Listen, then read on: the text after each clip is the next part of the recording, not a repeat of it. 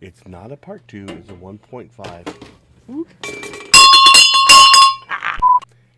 It's not a part 2, it's a 1.5.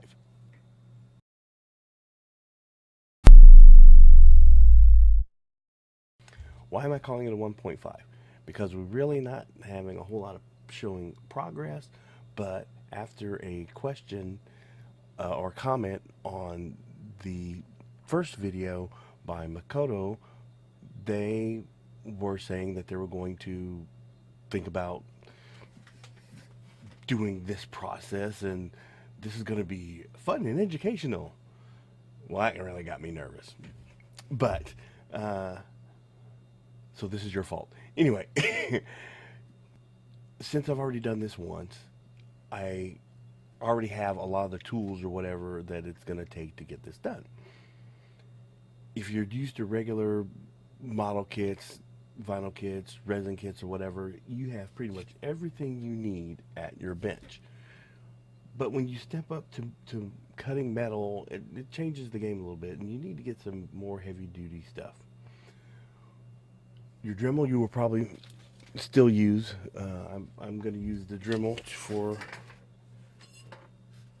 everything. Like I said before, everything that has a hash mark needs to be cut out. So you're going to use your Dremel to cut that out.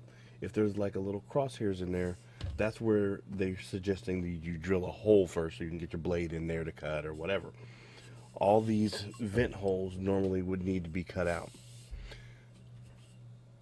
First thing I would get if you don't have one is a center punch.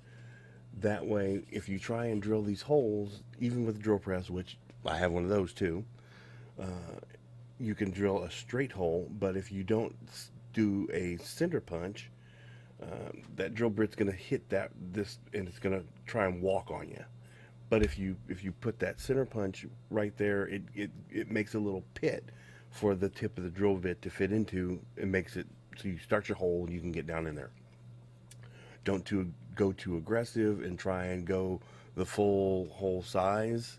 I would say do a pilot hole, then you may even try to do a pilot hole and then a little bit bigger hole and then the actual size. Depends on how good your drill bits are.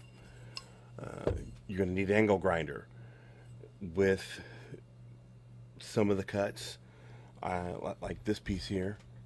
All right. Once I cut it off, I didn't get it quite flush because I couldn't get it sit straight on the table. So I ended up using the angle grinder by hand, just kind of eyeballing it and getting it as flat as I could. My miter saw, pulled the miter saw, the wood cutting blade off, put a carbon fiber blade on there. That worked beautifully. I only really needed it for a couple of pieces to cut that part off, to cut the front end off, and also I'm going to need it to cut these replacement pieces here. You will also need a welder.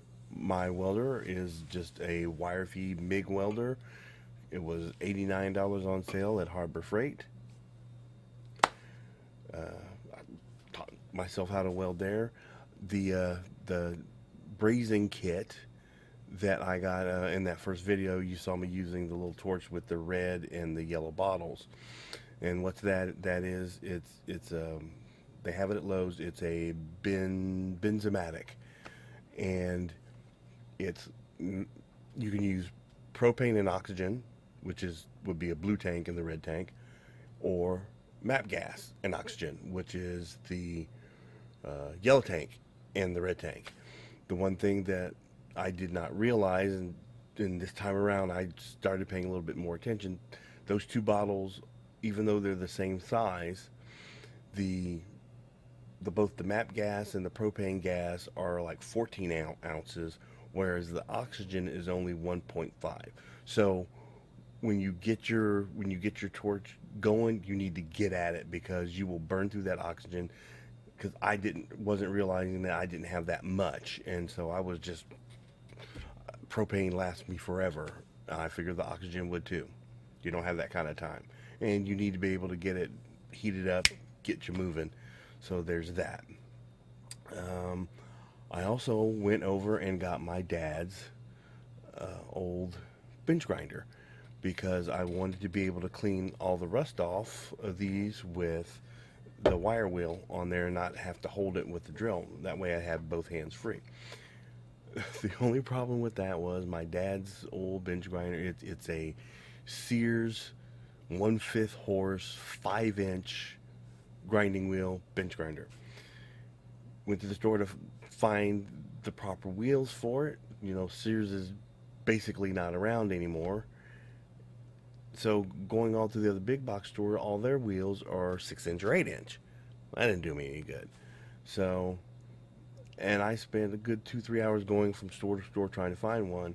The following day, I went out again and went to Ace Hardware, and lo and behold, they had one. So I walked out of the door with my 5-inch wire wheel and 2 boxes of Girl Scout cookies.